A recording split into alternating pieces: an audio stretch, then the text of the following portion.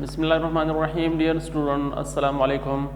So, after the discovery of electrons which carrying negative charge, electrons, and after the discovery of protons which carrying positive charge, and after the discovery of neutrons which carrying no charge, i.e. they are neutrals, particles, and after the discovery of nucleus, the secret of the structures of an atom is remain still as a secret.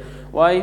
मतलब जब तीन ज़रात बुनियादी ज़रात हैं electron proton neutrons की discovery हुई और nucleus की भी डिस्कवरी हो गई, लेकिन वो राज जो कि ये चैप्टर हमसे डिमांड कर रहा है स्ट्रक्चर ऑफ एन एटम, वो अब भी राज है कि स्ट्रक्चर ऑफ एटम जो है हम क्यों इस तरह बनाते हैं जिस तरह की बोर्ड पे आपको नज़र आ रहा है। जब हम किसी माइक्रोस्कोप की मदद से इसको नहीं देख सकते, किसी और चीज़ से हम नहीं देख सकते, तो फिर हम इसको क्यों इस तरह बनाते हैं जो कि हम सेंटर में जो है न्यूक्लियस बनाते हैं और इससे इर्द गिर्द जो है वो हम इलेक्ट्रॉन। तो ये सीक्रेट आज इंशाल्लाह मैं आपको क्लियर करूँगा। I will display this secret today इंशाल्लाह।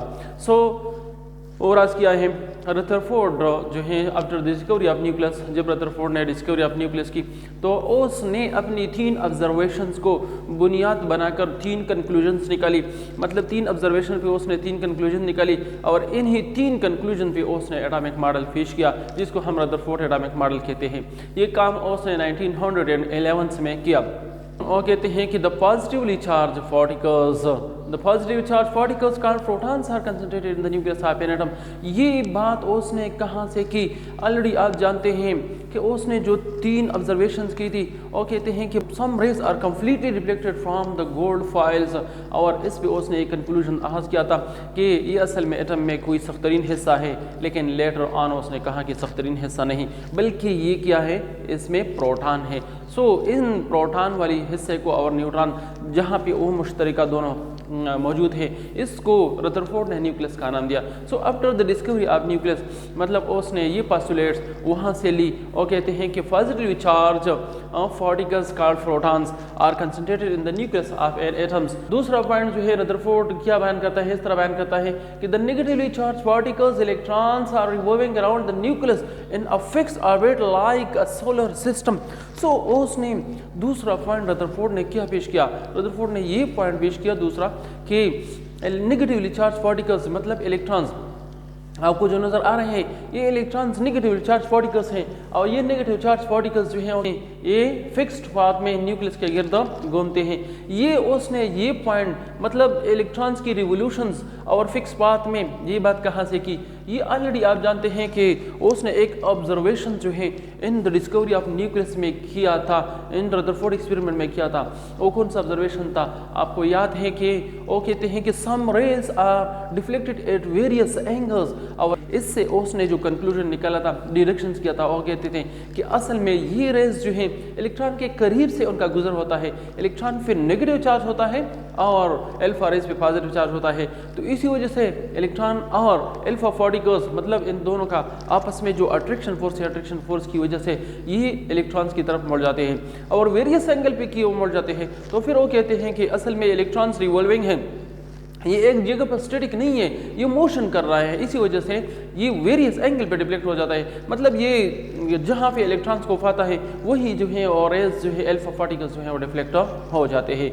इलेक्ट्रॉन का मोशन उसने इस बात से इंट्रोड्यूस किया कि हाँ इलेक्ट्रॉन जो है मोशन कर रहा है, electron is revolving around the nucleus in a fixed path like a solar system.